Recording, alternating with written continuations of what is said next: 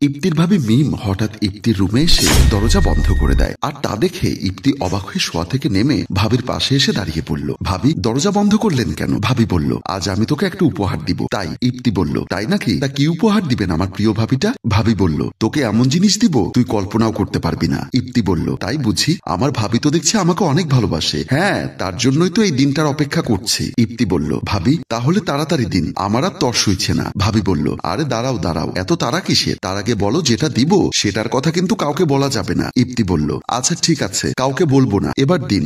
ভাবি ইপ্তির হাত ধরে খাটের পাশে নিয়ে যায় আর তার ওড়না ফেলে দেয়। ইপ্তি সাথে সাথে চিৎকার দিয়ে বলল, ভাবি এটা কি করছেন? ভাবি বলল, তোকে আমি আমার সবচাইতে বড় উপহারটা দিচ্ছি, তুই কেন নিবি না? ইপ্তি বলল, তাই বলে কাপড় কেন খুলছেন? আরে বা, কাপড় না খুললে কিভাবে দিব? ইপ্তি বলল, ভাবি আপনি আসলে কি চাচ্ছেন বলুন তো? ভাবি বলল, আমি চাচ্ছি তুই আমাকে আজ এমন কিছু দিবি যাতে আমি ভবিষ্যতে মা হতে পারি। ইপ্তি বলল, না ভাবি, এটা কখনোই হতে পারে না, আমি ওই রকম ছেলে না, আপনি ভালো করেই জানেন। আর এটা আমি আপনার কাছে আশা করিনি। আমি আপনাকে অনেক ভালোবাসি, কিন্তু এভাবে নয়, একটা বোনের মতো করে ভালোবাসি। ভাবি বলল, আমি এত কিছু শুনতে চাই না তোর কাছ থেকে, তুই আমার ইচ্ছা পূরণ করবি কিনা বল। ইপ্তি বলল, এটা আমি কখনোই করতে পারবো না, মরে গেলেও না, আপনার যা করার আছে আপনি করেন। ভাবি বলল, ইপ্তি তুই কি ভুলে গেছিস আমি যেটা চাই সেটা পেয়েই ছাড়ি, আর না পেলে আমি সবকিছু ছাড়খাড় করে দেই। ইপ্তি বলল, ভাবি আমি কোনো কিছুর ভয় করি না, আপনি নিশ্চয়ই ভালোভাবে জানেন আমি এরকম কাজ কখনোই করব না। হ্যাঁ ঠিক আছে, আমি একটু আধটু খারাপ কাজ করি, তাই বলে আমি এত বড় খারাপ কাজটা করতে পারবো না। ভাবি বলল, চুপ, অনেক হয়েছে, আমি শেষবারের মতো বলতে চাই,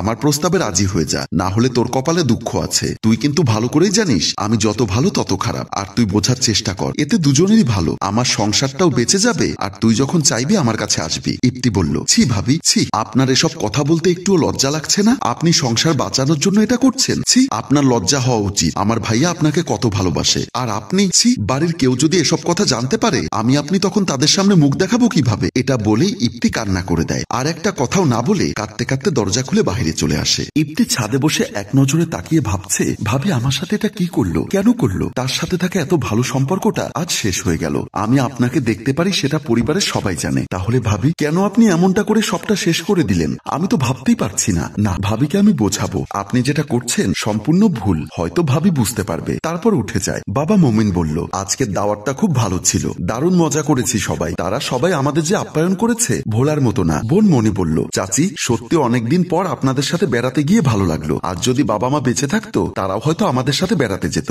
আমার কত ভালো লাগতো, কিন্তু সে ভাগ্য কি আর আমার কপালে আছে? এটা বলেই কান্না করে দেয়। মমিন বলল, আরে দেখো দেখো মেয়েটা কি শুরু করলো। পাশ থেকে বড় ছেলে আজাদ বলল, কি রে আমার বাবা মা কি তোর বাবা মা নয়? আমরা তো সবাই তোর সাথে আছি। এমন সময় মিম বের হয়ে আসে কাঁদতে কাঁদতে, গায়ে এলোমেলো কাপড়। সে কান্না করতে করতে আজাদকে জড়িয়ে ধরে বলল, আমার শরীর ভালো লাগছে না বলে আমি তোমাদের সাথে বিয়েতে যাইনি, এই সুযোগে তোমার ছোট ভাই ইপ্তি আমার রুমে ঢুকে আমার সাথে অবৈধ সম্পর্কে জড়াতে চেয়েছে। ও বলছে ওনাকে আমাকে মা বানাতে সক্ষম হবে, আমার সাথে জোরাজুরি করছে, আমি কোন রকম পালিয়ে আসি। ইপ্তি বের হয়ে আসে আর সবাই তার দিকে তীক্ষ্ণ নজরে তাকাচ্ছে। ইপ্তি বলল, সব মিথ্যা কথা ভাবি, আপনি এসব কেন বলছেন? আপনিই তো উল্টো আমার রুমে গিয়ে আমাকে জোর করেছেন, বলছেন বাচ্চা দিতে হবে। তুই তো কিছুদিন আগেও একটা মেয়েকে রাস্তায় ইপটিজিং করেছিস, তোর জন্য সব মান গেছিল, বের হয়ে যা আমার বাড়ি থেকে। না বাবা, এমনটা করবেন না। মায়ের কাছে গিয়ে বলল, মা তুমি বিশ্বাস করো আমি এসব করিনি। মা বলল, সর আমার সামনে থেকে, দূর হয়ে যা। ভাইয়ের কাছে গিয়ে বলল, ভাইয়া বিশ্বাস করো সবটা মিথ্যা অপবাদ। আজাদ ঠাস করে থাপ্পড় দিল, তারপর বলল, তোকে কি না দিয়েছি? যখন যা চেয়েছিস তোকে তাই দিয়েছি, আর তুই এসব করতে পারলি তোর ভাবির সাথে? যা আমার সামনে থেকে, তা না হলে আমার হাত উঠবে। এসব শুনে চাচাতো বোন মনি সেখান থেকে চলে যায়। ইপ্তি কান্না করতে করতে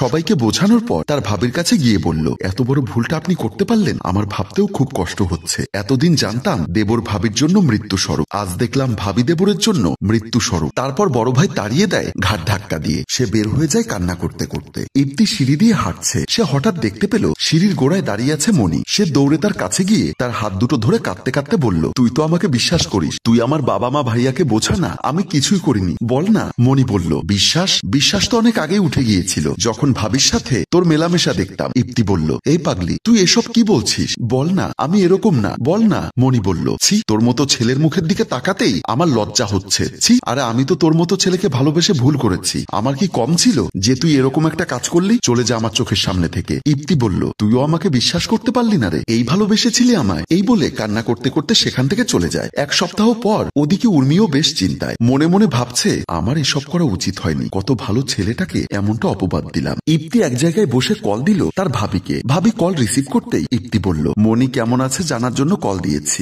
আমি আপনার সাথে বা কারোর সাথে কথা বলার জন্য ফোন দেইনি। মিম সাথে সাথে চিৎকার দিয়ে বলল, ইপ্তি তুই এখন কই? তোকে আমি অনেক কষ্ট দিয়েছি আর আমি অনেক ভুল করেছি, তুই ফিরে আয়, আমি আমার পাপ সবার সামনে বলে দিব, তুই ফিরে আয়। সেই সুযোগ আর নেই ভাবি। মিম বলল, তুই তাড়াতাড়ি বল কোথায় আছিস, আমি তোকে গিয়ে নিয়ে আসবো, তাড়াতাড়ি বল। ভাবি, আমি অনেক দূরে আছি, বহু দূরে আছি ভাবি, আর কিছুক্ষণের মধ্যেই মনে হয় অজানা দেশে চলে যাব, আমাকে ক্ষমা করে দিয়েন ভাবি। ভাবি, আমি আপনাকে এখনো ভালোবাসি, একটা বোনের মতো করে। কেন জানি না আপনার প্রতি আমার ঘৃণাটা আসেনি ভাবি। ভাবি, আমার জীবনের শেষ ইচ্ছাটা রাখবেন ভাবি। মিম বলল, আমি আর কোনো কথা শুনতে চাই না, শুধু বল কোথায় আছিস। ইপ্তি বলল, ভাবি সেটা জেনে আর কি হবে, বলুন না আমার ইচ্ছাটা পূরণ করবেন কিনা। মিম বলল, বল। ইপ্তি বলল, ভাবি আমার আব্বু আম্মুকে বলবেন আমাকে যেন ক্ষমা করে দেয়, আর সত্যটা গোপন রাখবেন আমাকে ভালোবাসার খাতিরে। এটা বললে আপনার জীবনটাও নষ্ট হয়ে যাবে, পারলে আমার ভুল ত্রুটিগুলো ক্ষমা করে দিবেন, আর পারলে সবাইকে আমার অগ্রিম মৃত্যুর সংবাদটা দিয়ে দিবেন। ঠিক সেই মুহূর্তে মোবাইল বন্ধ হয়ে গেল, চার্জ শেষ। ইপ্তি তা দেখে হেসে বলল, জীবনের তো সব শেষ হয়ে গেছে, আর তুই বাকি থাকিস কেন? ভাবি কান্না করতে করতে বলল,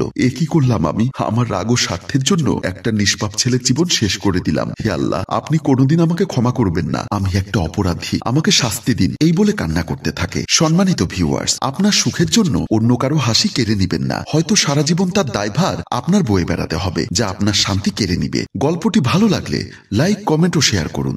ধন্যবাদ।